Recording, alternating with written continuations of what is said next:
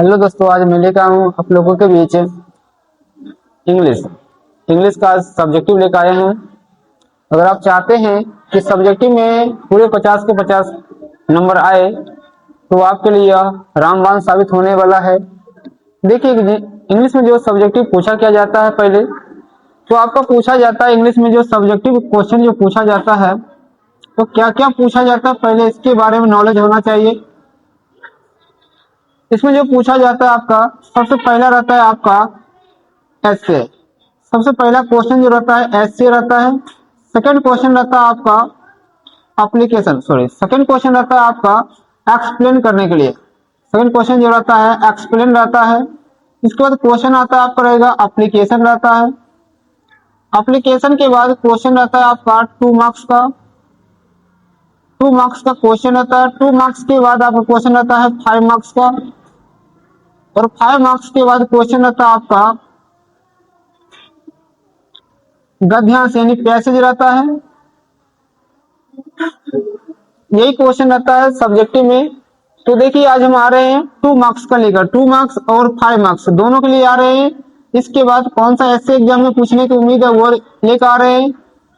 इसके बाद एक्सप्लेन कैसे करना ये भी बता रहे हैं हम आप लोगों को। एप्लीकेशन के बारे में भी बता रहे हैं।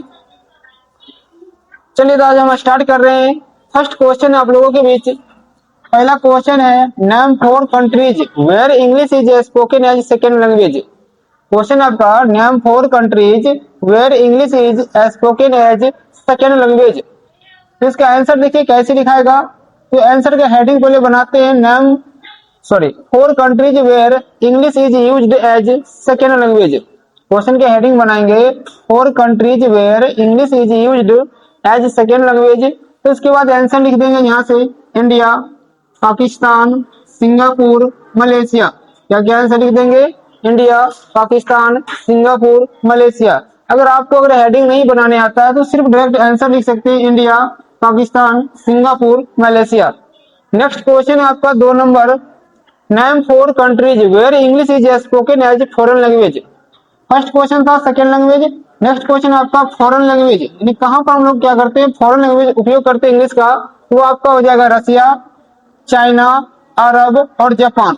इसका भी आंसर ऐसा ही हेडिंग बना के लिखेंगे 4 countries where English is used as foreign language और आंसर लिखेंगे रसिया, चाइना, अरब, जापान।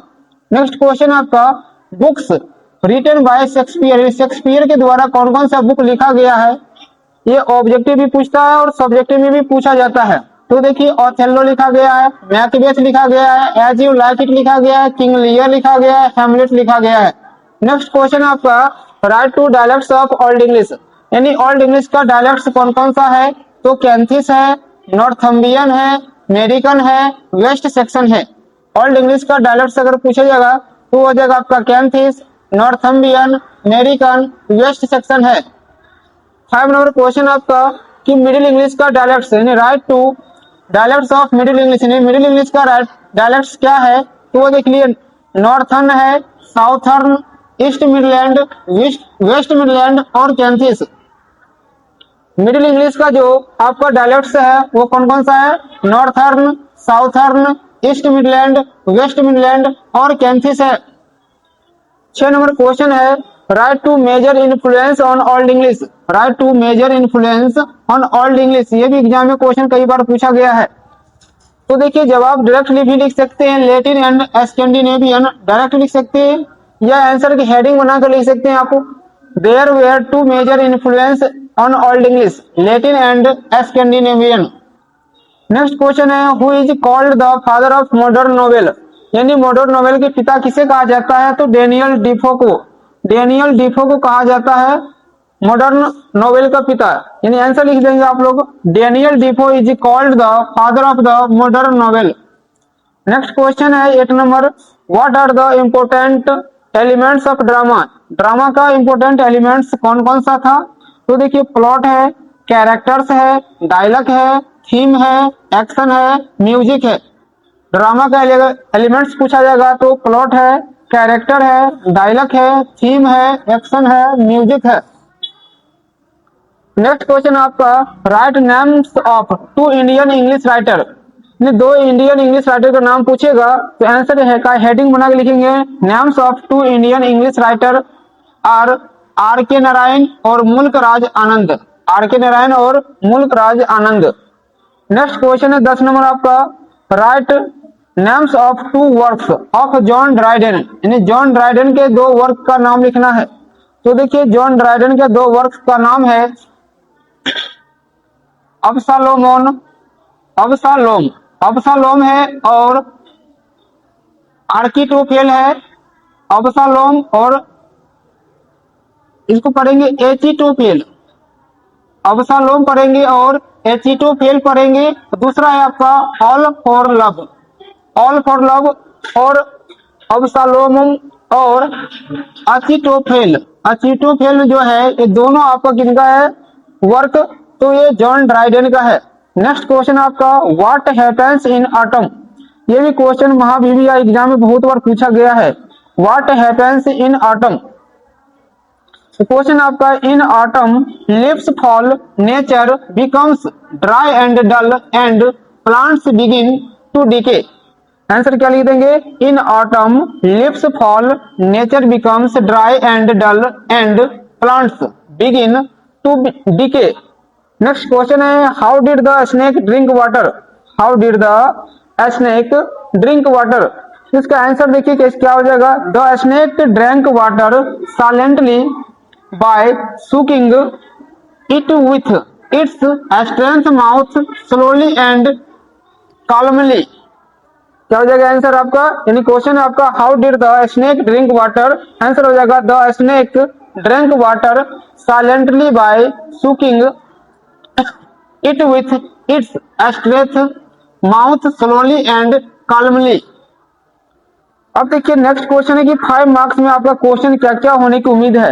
अगर आप ओल्ड इंग्लिश, मिडिल इंग्लिश और English as a international language या English as a global language अगर इसकी तैयारी करके अगर आप जा रहे हैं तो निश्चित है कि आपका 5 मार्क्स का क्वेश्चन यहाँ से एक मिल जाएगा। ओल्ड इंग्लिश, मिडिल इंग्लिश और English as a international language या ग्लोबल इंग्लिश से एक क्वेश्चन यहाँ से आपका रहेगा ही 5 मार्क्स। 5 मार्क्स की चिंता आप दूर हो जाएगी यहाँ से।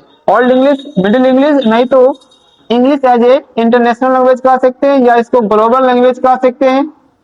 अब देखिए आपको ऐसे क्या हो सकता है एग्जाम में, कल मतलब एग्जाम में जो रहने का ऐसे उम्मीद है वो हो जाएगा health is wealth, health is wealth देख लीजिएगा आप लोग, ग्लोबल वार्मिंग देख लीजिएगा, डिसिप्लिन देख लीजिएगा, इलेक्शन के बारे में देख लीजिएगा। ये 4 ऐसे में से एक ऐसे इस बार मिलने की उम्मीद है। Health is wealth, global warming, discipline, election. एक और देख लीजिएगा आप लोग विलेज मार्केट, विलेज मार्केट भी काफी पूछा जाता है तो विलेज मार्केट को भी देख लेता है। कौन कौन सा ऐसे देख के जाइएगा आप लोग, तो health is wealth, global warming, discipline, election और विलेज मार्केट। अब देखिए अगला क्वेश्चन पूछेगा 5 मार्क्स में रहेगा आपका एप्लीकेशन और लेटर, ये भी आप देख के ही जरूर जाइएगा। एप्लीकेशन और लेटर एग्जाम में रहता ही है। इसके बाद देखिए 16 नंबर पॉइंट में हम लिखे हुए हैं चैप्टर और राइटर, चाहे वो प्रोज हो या पोएट्री हो, प्रोज और पोएट्री दोनों से चैप्टर और राइटर का नाम आप याद ही करके जाइएगा, क्योंकि यहाँ से 2 पूछता है, 2 को पूछता है 5 मार्क्स वाला, 2 क्वेश्चन जो पूछता है वो 5 मार्क्स का पूछता है, वो भी मैचिंग में मिलान करने वाला। 2 क्वेश्चन जो पूछता है आपका 5 मार्क्स वाला पूछता है और वो भी क्या पूछता है मिलान करने में पूछता है। तो 2 मतलब 5 मार्क्स का 2 क्वेश्चन यहाँ से बन जाएगा चैप्टर और राइटर का मिलान करने वाला, मैचिंग वाला, और एक क्वेश्चन 5 मार्क्स का बन जाएगा ओल्ड इंग्लिश, मिडिल इंग्लिश और English as a international language में से कोई एक मिल जाएगा। तो आपका क्या है 3 क्वेश्चन ही 5 मार्क्स के पूछा जाता है और 3 क्वेश्चन क्या हो जाएगा आपसे बन जाएगा। इसके बाद एप्लीकेशन देख लीजिएगा बढ़िया से, इसके बाद ऐसे देख लीजिए क्योंकि ये 8 मार्क्स में पूछा जाता है। तो हेल्थ इज वेल्थ पर, ग्लोबल वार्मिंग, डिसिप्लिन, इलेक्शन और विलेज मार्केट इसी में से आने की उम्मीद है।